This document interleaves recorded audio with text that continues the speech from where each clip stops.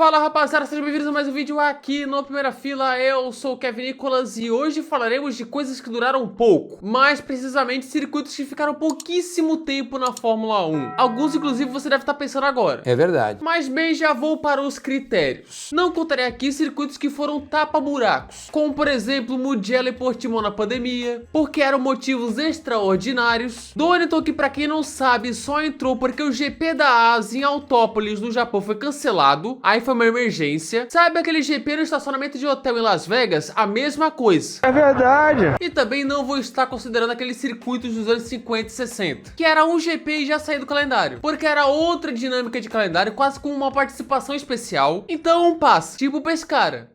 Fez um GP e já era. Dito isso, serão 8 circuitos aqui, pode faltar mais, é claro. Então sem mais enrolações, vocês já sabem, bora para o vídeo.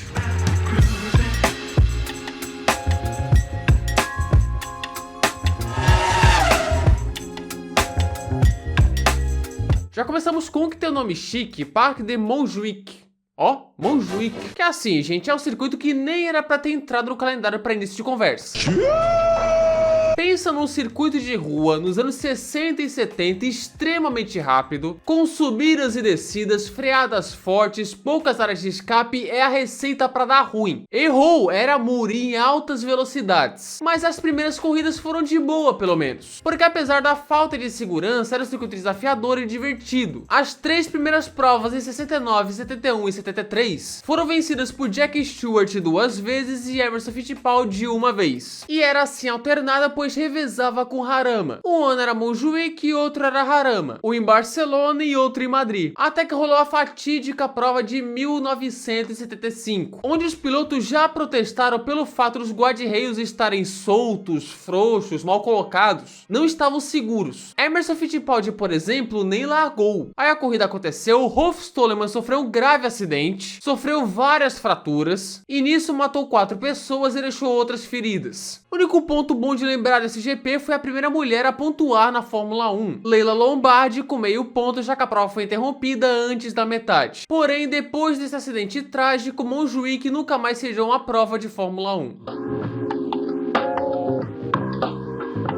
Você deve estar estranhando, ué, Kevin, Fuji, tão tradicional, porque ela tá aqui. Quando eu falo isso, eu sou louco? Bem, caso você não saiba, Fuji sediou apenas 4 corridas de Fórmula 1. Sim, apenas 4. O circuito de Fuji foi aberto em 65. E em 76 tivemos o primeiro GP do Japão de Fórmula 1 lá. E foi aquela histórica prova no temporal, com o Hunt campeão no duelo contra o Niki Lauda. Porém, em 77, dessa vez com sol, tivemos outra tragédia. Gilles Villeneuve bateu o Ronnie Peterson, voou e matou um fiscal e um fotógrafo. Depois disso, a Fórmula 1 saiu do Japão e só voltou em 87 em Suzuka. Até que a Toyota adquire o autódromo em 2000, entra na Fórmula 1 em 2002, injeta dinheiro pra cacete, sem qualquer sucesso. Agora ele pegou pesado. Pegou pesado mesmo. Reformas acontecem com o novo traçado de Hermann Tilke, sempre ele. Ninguém tem paciência comigo. E assim a Toyota conseguiu levar o GP do Japão para a Fuji em 2007.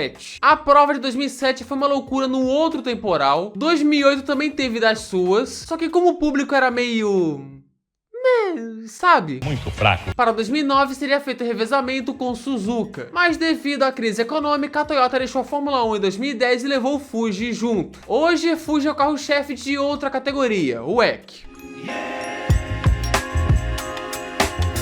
Caras, vocês não fazem ideia da quantidade de loucuras que a Fórmula 1 fez nos Estados Unidos nos anos 80. Eu gosto de dinheiro. Teve corrida em estacionamento de hotel, corrida no calor infernal em Phoenix, que falarei aqui, corrida em Detroit, corrida em Long Beach, corrida em Watkins Glen, tinha de tudo, incluindo o GP de Dallas, que é uma das maiores vergonhas que a Fórmula 1 já teve. Dallas queria mostrar o seu poderio para o mundo, então sediaria uma prova de Fórmula 1 em 84 num contrato de 5 anos. 5 anos. O contrato inicial era de 5 anos, lembre-se disso. Aí, show, a corrida iria acontecer, Reginaldo Leme cowboy, só que os organizadores tiveram a brilhante ideia de colocar a corrida em julho, no verão americano, no Texas. É uma incompetência. Resultado, um calor infernal de 40 graus que fez o Mansell desmaiar no final, um asfalto derretendo, resultando em vários problemas dos pneus e escapadas, várias quebras por conta do calor, vencedor. A vitória foi de Keke Rosberg, mas diante de toda essa bagunça, dessa organização terrível, combinada com a falta de grana, o GP saiu para 85, ou seja, durou apenas uma corrida. Depois só teve prova da Transan lá.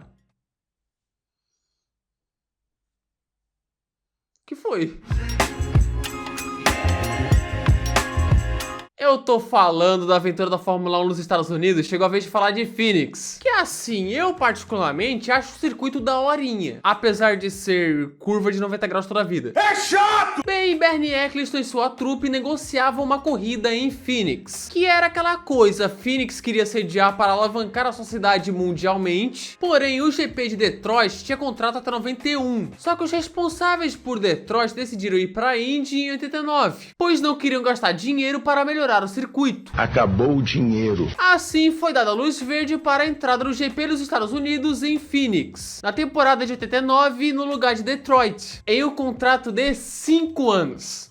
5 anos, tá? Sentiu meio com cheiro de clorofila aí no ar. Lá, Ayrton Senna sempre foi o cara da pista, apesar da quebra da primeira corrida. Teve aquele duelo histórico com o Alesi, mas o público, assim, não dava 20 mil pessoas. Desse jeito, o Bernie Eccleston, do nada, decidiu encerrar o contrato com o circuito para 92. Pagou a multa e já era. O motivo é que ele queria a entrada no GP da África do Sul após o fim do Apartheid, que de fato aconteceu. E Phoenix, então, durou somente 3 corridas, e era um contrato de 5 anos, hein?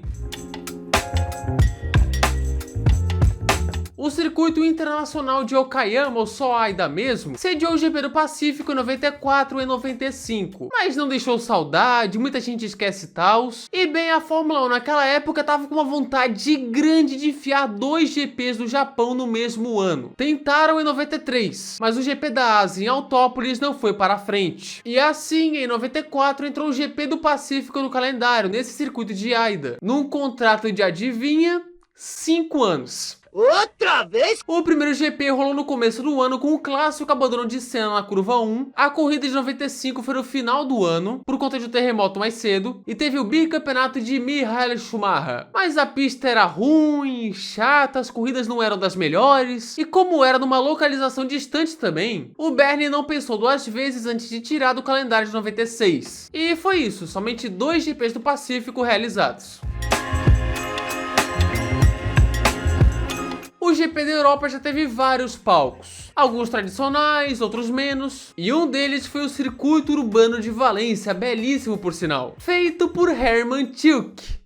Olha ele de novo. O Hermann Tilke parece que ele constrói circuitos e proíbe ultrapassagem. A primeira corrida lá foi em 2008, entrando no mesmo ano de Singapura. E a expectativa era que seguisse sediando o GP da Europa até 2015. Porém, era um circuito chato. Apesar de eu achar o traçado bem divertido de pilotar, as corridas eram um porre. A grande exceção foi 2012. E a crise econômica que afetou muito a Espanha em 2012 forçou o pessoal de Valência a abandonar o circuito. E assim estava fora do calendário de 2013. E quando eu digo abandonado, não é brincadeira. A área do circuito está completamente jogada às traças, sem uso, apodrecendo. Assim, é triste, mas esse foi o fim. 5 GPs realizados e depois nada.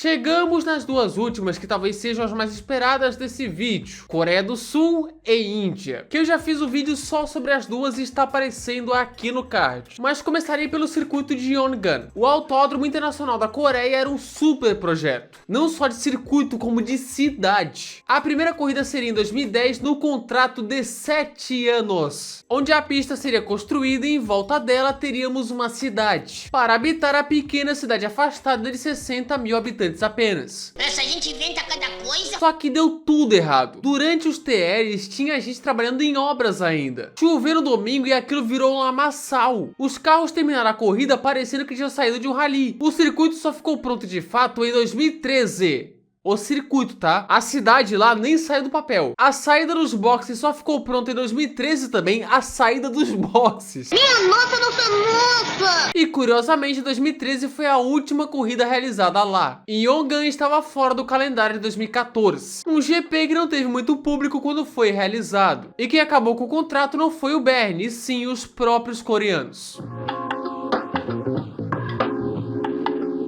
Para finalizar, outro circuito asiático e outro que durou quase nada, Índia. De início as obras demoraram pouco e tal, e aí a primeira corrida rolou em 2011, onde Sebastian Vettel dominou aquele circuito, inclusive foi tetra em 2013. Porém, as corridas não eram tão empolgantes, o público caiu bem de 2011 para 2013, de 95 mil para 65 mil, o governo indiano tinha planos de sediar a prova em 2014, porém em abril, numa época festiva e tal. Isso gerou tretas entre o governo e os organizadores, porque era um espaço muito pequeno de tempo entre uma corrida e outra. Aí a prova não aconteceu em 2014, ficou para 2015, mas aí veio outro problema: imposto. A Fórmula 1 não quis pagar os altíssimos impostos do governo indiano, além de tretas entre os organizadores e o governo. Isso tudo fez o GP da Índia não sediar mais a Fórmula 1. Dessa forma, apenas 3 corridas aconteceram no circuito de Bud. E tá rolando treta também entre Indy e MotoGP, eu vou ficar de olho. E tá aí, gente, esses foram 8 circuitos que duraram pouquíssimo tempo na Fórmula 1. Se você acha que faltou algum, sente saudade de algumas dessas provas, coloca aqui nos comentários. E é isso, nos vemos no próximo vídeo.